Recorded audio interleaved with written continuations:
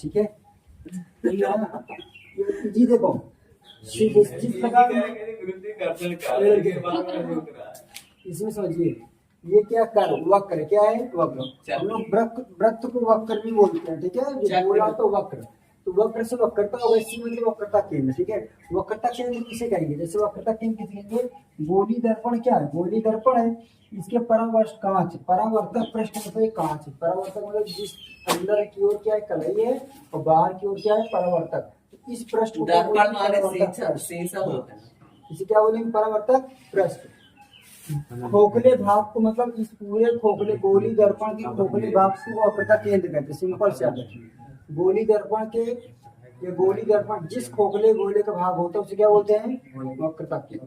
वक्रता केंद्र, वक्रता त्रिज्या क्या होती है, वक्रता केंद्र सी मतलब वक्रता केंद्र और दर्पण के ध्रुव, दर्पण का ध्रुव पी और वक्रता केंद्र सी, इनके बीच की दूरी क्या बोलते हैं, वक्रता त्रिज्या। कहाँ है वक्रता त्रिज्या, वक्रता केंद्र ध्रुव, ये लिखा करें, बीच की दूरी क्या बोलते हैं, वक्रता त्रिज्या। इसको किससे प्रदर्शित करते हैं, आर से। और ध्रुव किसे बोलते हैं, गोली दर्पण के परावर्तक पृष्ठ के केंद्र को क्या बोलते हैं। देखिए गोली दर्पण के परावर्तक जिस गोले गोले के खोखले गोले का भाग होता है उसे वक्रता केंद्र कहते हैं, और परावर्तक पृष्ठ का जो केंद्र होता है उसे क्या बोलते हैं, ध्रुव। परावर्तक पृष्ठ के केंद्र क्या बोलते हैं, ध्रुव। पूरे के भाग को क्या बोलेंगे, केंद्र, और परावर्तक पृष्ठ के भाग के केंद्र को क्या बोलेंगे। अब वक्रता त्रिज्या हो गई, त्रिज्या क्या होती है, मुख्य अक्ष क्या होता है, देखो ध्रुव और सेंटर, ध्रुव और सेंटर मतलब वक्रता केंद्र और ध्रुव को मिलाने वाले क्या बोलते हैं, मुख्य अक्ष। इन दोनों को क्या मिलाएंगे, क्या बोलेंगे,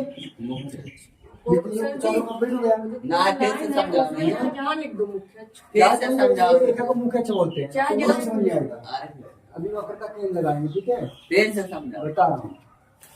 कहने का मतलब मुख्य अक्ष यहाँ से तुम इस ऊपर ही देखो, जैसे हम लोग एक वृत्त होगा, ठीक है।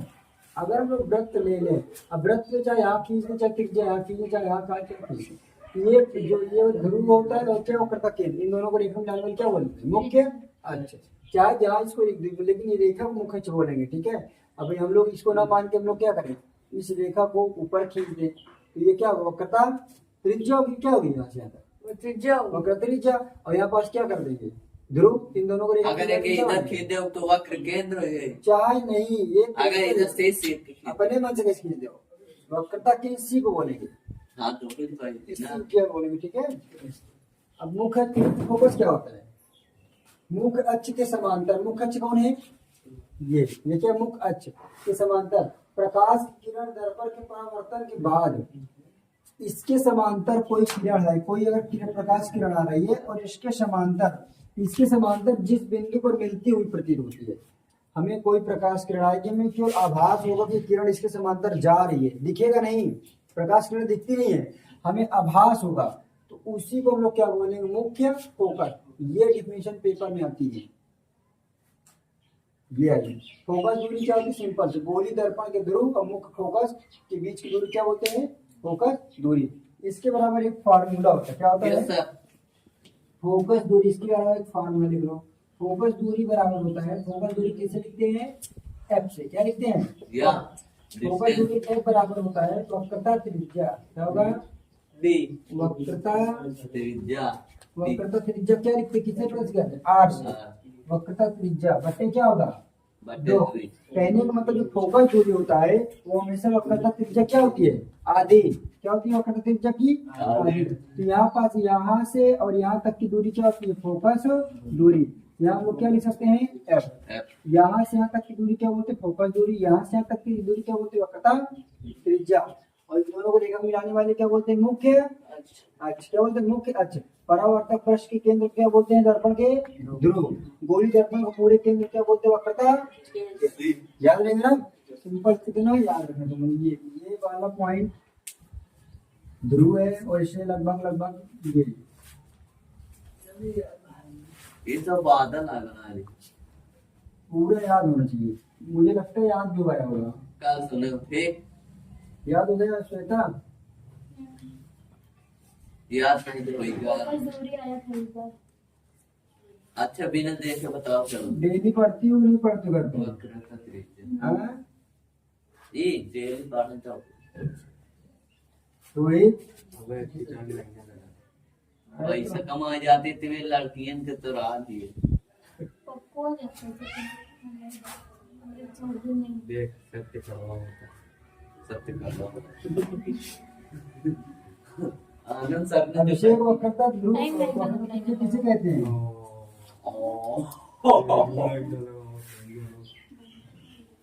बोलो। नहीं ना खेते गए ना घास है मिलत मिलत हालत खराब है। हमारे एक दोस्त है, वो घास को कभी कभी घास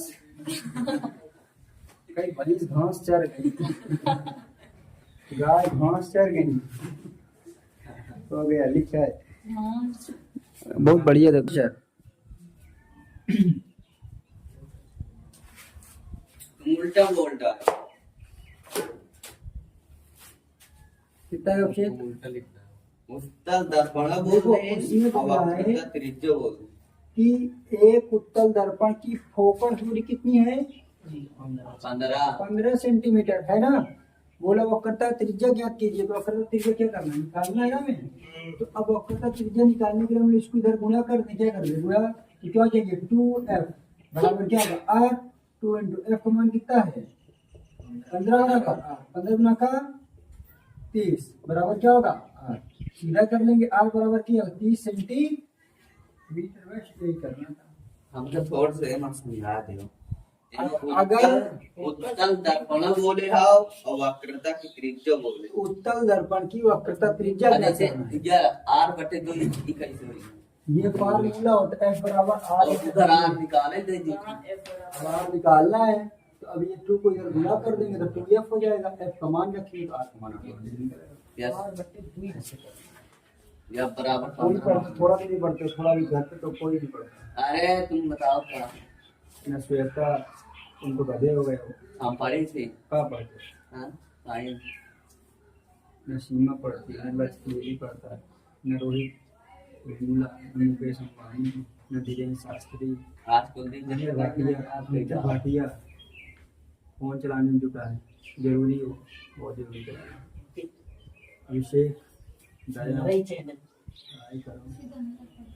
सिकंदर क्यों पढ़ता है? क्योंकि वो अमीरी है। आनंद तो बस ट्रैक्टर भी घुमाता रहता है। अगर आनंद ट्रैक्टर चलाना बंद कर दिया सर तो आपका खेत नहीं चल जाएगा अरे आनंद देखो प्रतिबिंब। एक बात नहीं याद रखो, अपने 10 में आओ, 10 वालों। जब सुबह से उठा करो, सुबह से उठो, उठने से लेकर शाम तक का एक मिनट का यूज करना, प्रयोग करना सीख जाओ। तो 90% जिस समय तुम अपने दोस्तों से गप लड़ाते हो या पार्टी करते हो या समय वेस्ट करते हो, इस समय कोई लड़का पढ़ रहा होता है, वो भी बोर्ड एग्जाम देने जा रहा है, तो उसके सफल होने की ज्यादा चांस है, ज्यादा परसेंटेज लाएगा, ज्यादा नंबर लाएगा। ये समझ लो। हर बात 24 घंटे के दिमाग में रख लो कि सोने से लेकर जगने तक का समय एक मिनट हमको यूज करना है। परसेंटेज किसका ज्यादा है? जो तुम उसके खेल रहे हो पढ़ रहा होगा, तो विचार करो परसेंटेज किसका ज्यादा है, तुम्हारा कि उसका? हम खेला नहीं करी याद रखो, बहुत पढ़ाई स्टार्ट करो। जब सोवा करती हो की दवाई बताओ, लेकिन हम नींद की दवाई प्रतिबिंब लिखिए, प्रतिबिंब। पढ़ाई स्टार्ट करो तो बहुत बढ़िया है। क्वेश्चन नहीं, क्वेश्चन है प्रतिबिंब किसे कहते था? प्रतिबिंब थोड़ा पढ़िए। प्रतिबिंब होगा का ये दिन बताया है ओका नहीं था। किसी व्यक्ति के बिंब को हाँ तो सर जी किसी वस्तु या किसी व्यक्ति नहीं, बिंब का मतलब ये होता वस्तु। इनस लाइफ हमारा हो जाए सुनिए बिल्कुल ध्यान से। प्रतिबिंब किसे कहते हैं? प्रतिबिंब। देखिए, जब किसी वस्तु को किसी दर्पण के सामने रखते हैं, है ना, किसी वस्तु को दर्पण के सामने रखने पर जो उसकी आकृति बनती है उसे प्रतिबिंब कहते हैं। समझ में आया? क्या कहते? प्रतिबिंब किसे कहते हैं? किसी वस्तु को दर्पण के सामने रखने पर हाँ। उसकी आकृति बनती है। वो किसी वस्तु को कहाँ रखते हैं? दर्पण के सामने रखने पर जो आकृति बनती है उसे क्या बोलते हैं? प्रतिबिंब। क्या कहते हैं? प्रतिबिंब। अब जैसे कोई लड़का को जैसे दर्पण के सामने खड़ा कर देंगे तो जो दर्पण के अंदर उसको चित्र बनेगा उसे क्या बोलेंगे? प्रतिबिंब होगा। तो कोई लड़का हो, कोई वस्तु हो, कोई गाड़ी हो, कोई कैंडल हो, कुछ भी हो, दर्पण के सामने रखने पर जो उसकी आकृति बन जाए उसे प्रतिबिंब बोलेंगे। प्रतिबिंब दो प्रकार के होते हैं। कैसे? प्रतिबिंब किस प्रकार के होती हैं? दो। एक क्या होता है? वास्तविक। क्या होता है? वास्तविक। और दूसरा क्या होता है? वास्तविक। आभासी। क्या होता है? आभासी प्रतिबिंब। वास्तविक प्रतिबिंब और एक दूसरा क्या होता है? आभासी प्रतिबिंब। वास्तविक प्रतिबिंब क्या होता है? वास्तविक का मतलब जो हमें रियल में दिखे। जैसे हम लोग अगर किसी दर्पण के सामने खुद खड़े हो जाए तो हमें दिखेंगे, नहीं दिखेंगे, ये वास्तविक हो गया, रियल हो गया। पानी के सामने हम देखेंगे तो पानी के सामने हमें दिखेंगे, वास्तविक, रियल। वास्तविक मतलब रियल, वास्तविक मतलब रियल। आभासी मतलब वो केवल फील कर सकें, महसूस कर सकें, इमेज कर सकें। जैसे मैं यहाँ खड़ा हूँ और पीछे मेरा प्रतिबिंब बन रहा है तो मैं केवल महसूस कर सकता हूँ, देख नहीं सकता हूँ। उसे बोलेंगे आभासी। क्या बोलेंगे? आभासी। जिस वस्तु को हम लोग देखें और देखने के बाद उसका प्रतिबिंब ओरिजिनल उसी प्रकार बने उसे क्या बोलेंगे? वास्तविक।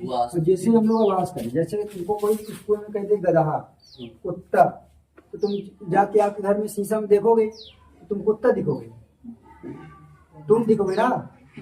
तो दिमाग मत लेना, स्कूल में कोई अगर गलती करे तुम गधे हो तो आप घर में शीशा में देख लो गधा हूं मैं।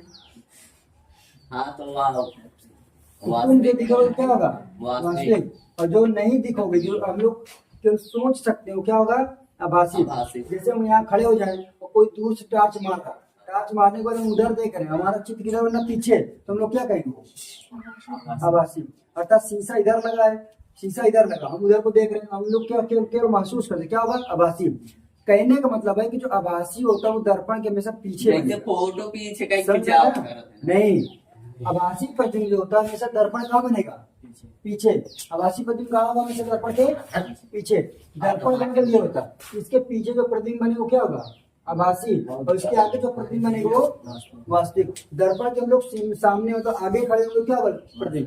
वास्तविक। और दर्पण के पीछे खड़े तो क्या बनेगा? आभासी। याद रखिएगा ये तो परछाई आकृति, इसी की प्रतिबिंब बोलते हैं, ये छाया है।